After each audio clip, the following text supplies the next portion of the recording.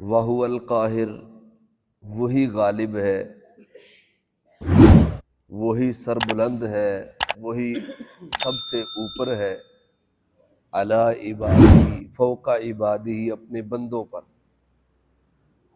وَهُوَ الْحَكِيمُ الْخَبِيرُ، اور وہی حکمت والا اور وہی خبر رکھنے والا ہے۔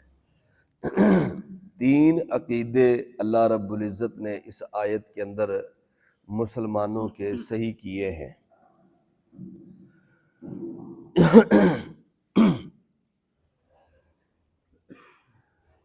سب سے پہلا عقیدہ یہ ہے کہ اللہ رب العزت سب سے بلند و بالا ہے اور ساری مخلوق اس کی محتاج ہے۔ ساری مخلوق کے اندر فرشتے بھی ہیں، ساری مخلوقات کے اندر انسان بھی ہیں، ساری مخلوقات کے اندر باقی پرند چرند درندے سارے موجود ہیں۔ اللہ سب سے غالب ہے اور باقی سب مغلوب ہیں۔ اب اس کے اندر اللہ کے سارے پیغمبر بھی ہیں، اللہ رب العزت کے نیک بندے اولیاء کرام بھی ہیں، سب مغلوب ہیں، اللہ غالب ہے۔ اللہ سب کے اوپر غالب ہے، باقی سب مغلوب ہیں۔ یہ پہلی صفت ہے اللہ رب العزت کی، اور اس صفت کے اندر اللہ کا کوئی شریک نہیں ہے۔ سب سے غالب اللہ کی ذات۔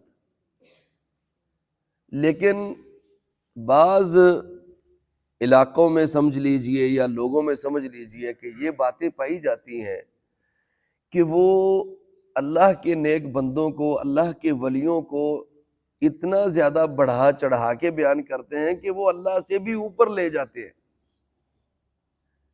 اللہ کی ذات سے بھی اوپر ان کے مراتب بیان کرتے ہیں، مرتبے بیان کرتے ہیں کہ وہ جی اس سے بھی زیادہ تھے، اس سے بھی زیادہ اختیارات رکھتے تھے۔ محترم بھائیوں، کہنے کا مقصد یہی ہے کہ کہیں مرنے سے پہلے پہلے ہمارا عقیدہ اگر ایسا ہی چلا گیا تو اللہ کے پاس جا کے کیا جواب دیں گے؟ اپنی آخرت کی فکر کرنی ہے، اپنی آخرت کو درست کرنا ہے۔ قرآن جو عقیدہ دیتا ہے اسے آنکھیں بند کر کے لے لو۔ سب سے بہترین جو راستہ ہے وہ قرآن کا راستہ ہے۔ سب سے سچا اور سچا اور سیدھا جنت میں جانے والا جو راستہ ہے وہ قرآن کا ہے۔ دنیا کی ہر کتاب سے آپ اختلاف کر سکتے ہیں، لیکن آپ قرآن سے اختلاف نہیں کر سکتے۔ کیا کہا تھا علامہ صاحب نے؟ خود بدلتے نہیں، قرآن کو بدل دیتے ہیں۔ قرآن ہمیں بدلنے کے لیے آیا تھا، اس نے عربوں کو بدلا کہ نہیں بدلا؟ جو بتوں کے سامنے پجاری بن کے کھڑے تھے ایسے ہاتھ باندھ کے، انہی کو اس قرآن نے بت توڑنے والا بنایا کہ نہیں بنایا؟ جو کبھی ان کے سامنے آ کے آنکھیں نہیں اٹھاتے تھے، وہی کلہاڑے لے کے ان کو توڑ رہے تھے کہ نہیں توڑ رہے تھے؟ وہ 360 بت جو بیت اللہ میں پڑے ہوئے تھے، فتح مکہ والے دن رسول اللہ صلی اللہ علیہ وسلم بھی توڑ رہے تھے اور باقی صحابہ بھی ان کو توڑ رہے تھے۔ قرآن نے ان کے اندر چینجنگ پیدا کی کہ نہیں کی؟ وہ جو سکے بھائی کو مار کے اس کی کھوپڑی میں شراب پیتے تھے، ان کو پھر بھائیوں کا رکھوالا بنایا کہ نہیں بنایا؟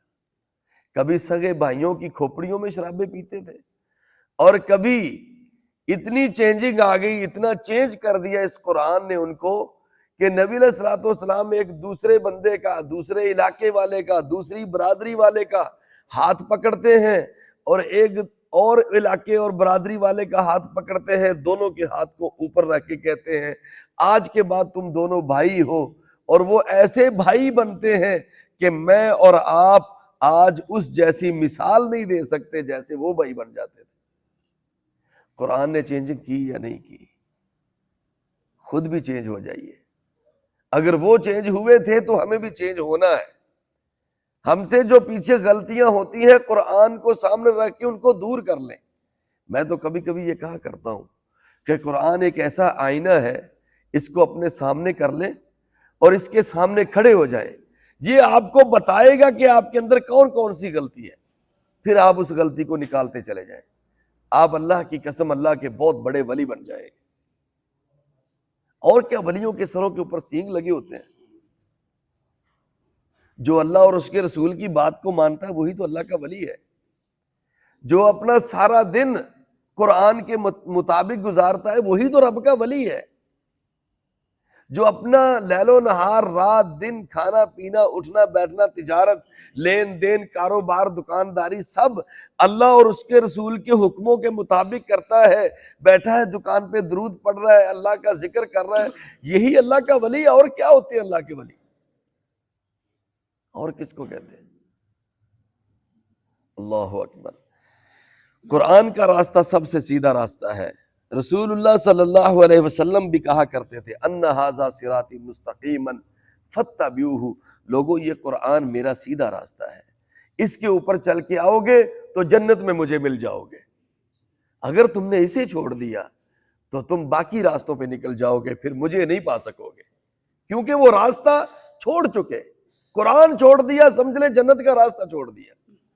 اللہ رب العزت نے کیا کہا تھا؟ وَاعْتَصِمُوا بِحَبْلِ اللَّهِ جَمِيعًا وَلَا تَفَرَّقُوا، لوگوں اللہ کی رسی کو مضبوطی سے پکڑ کے رکھنا، تم کبھی گمراہ نہیں ہوں گے۔ نبی علیہ السلام نے فرمایا تھا، صحیح حدیث ہے، تَرَكْتُ فِيكُمْ أَمْرَيْنِ لَن تَضِلُّوا مَا تَمَسَّكْتُمْ بِهِمَا كِتَابُ اللَّهِ وَسُنَّةُ نَبِيِّهِ، لوگوں میں تمہارے اندر دو چیزیں چھوڑ کے جا رہا ہوں، اگر تم ان کو مضبوطی سے پکڑ کے رکھو گے تو تم کبھی گمراہ نہیں ہوں گے۔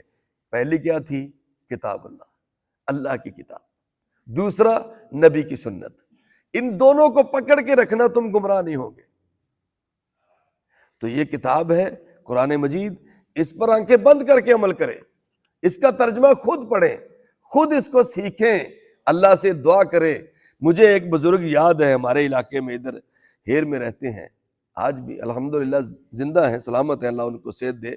وہ مجھے کہا کرتے تھے میں اسکول کی ایک کتاب بھی نہیں پڑھا ہوا، ایک لفظ بھی نہیں پڑھا ہوا، اسکول نہیں پڑھا ہوا۔ ایک دن محمد حسین شیخو پوری رحمۃ اللہ علیہ کی تقریر سن رہے تھے، انہوں نے کہا اے اللہ کے بندوں، قرآن کا ترجمہ پڑھا کرو، قرآن کا ترجمہ پڑھا کرو۔ اب میں سوچ میں پڑ گیا کہ مجھے تو اردو نہیں آتی ہے، مجھے تو پڑھنا نہیں آتا، اور قرآن عربی میں ہے، عربی پڑھتا ہوں تو ترجمہ سمجھ نہیں آتا، اگر نیچے سے ترجمہ پڑھتا ہوں تو اردو نہیں آتی، میں کہاں جاؤں؟ واللہ مجھے کہنے لگا، میں نے اللہ سے دعا کی، میں ہر روز تہجد میں دعا کرتا تھا، اللہ مجھے عربی تو آتی ہے، ترجمہ نہیں آتا، تو مجھے ترجمہ بھی سکھا دے جو نیچے لکھا ہوتا ہے تاکہ میں اسے بھی پڑھ لوں۔ کہتا ہے اب میں الحمدللہ ترجمہ بھی پڑھ لیتا ہوں اور اچھا بھلا پڑھ لیتا ہوں، بلکہ میں نے کئی مرتبہ دیکھا ہے کتنے ہی لوگوں کو وہ بتا بھی رہا ہوتا ہے کہ اس کا یہ ترجمہ ہے، اس کا یہ ترجمہ ہے، اس کا یہ ترجمہ ہے۔ یار دعا تو کریں آپ کو انشاءاللہ سمجھ آئے گی اس قرآن کی۔ اللہ اکبر۔ پہلی صفت اللہ کی کیا ہے؟ وَهُوَ الْقَاهِرُ، وہ سب سے غالب ہے، سب سے غالب ہے۔ اللہ کی قسم ہم نے اللہ کو پہچانا ہی نہیں ہے، پہچانا نہیں ہم نے اللہ کو۔ کبھی آپ اس نظام کو دیکھیں جو اللہ چلا رہا ہے، کبھی آپ اس سارے نظام کے اندر ذرا غور و فکر کو تو کر کے دیکھیں، یار یہ کیا کسی انسان کے بس کی بات ہے؟ یہ ایک چھوٹا سا یہ جو دنیا کا سسٹم ہے، کبھی اس کو جب یہ اوپر جاتا ہے نا وہ سیارہ، اور یہ چھوٹی سی زمین اتنی سی نظر آتی ہے، کبھی آپ اس کو دیکھیں کہ یہ وہی زمین ہے جس کے اندر پاکستان بھی ہے، ہندوستان بھی ہے، افغانستان بھی ہے، امریکہ بھی ہے، روس بھی ہے، جس کے اندر دریا بھی ہیں، سمندر بھی ہیں، سب کچھ ہے، سب قومیں اس کے اندر آباد ہیں، اتنی سی جگہ میں سب کو آباد کیا ہوا اس نے۔ اور اس طرح کی پھر آگے کروڑوں ہیں، اس سے بھی زیادہ ہیں، کہکشائیں ہیں، لمبے چوڑے اس کے سسٹم ہیں، وہاں پر بھی اس کی مخلوقات رہتی ہوں گی، اسے پتا ہے۔ کیا کہا اس نے آیت الکرسی میں؟ وَلَا يُحِيطُونَ بِشَيْءٍ مِّنْ عِلْمِهِ، اور تم تو اس کے علم کا ایک ذرہ بھی نہیں پا سکتے ہو۔ کہاں وہ اللہ کی ذات اور کہاں تم؟ اس کو صرف اس کی معرفت ہی حاصل کر لو۔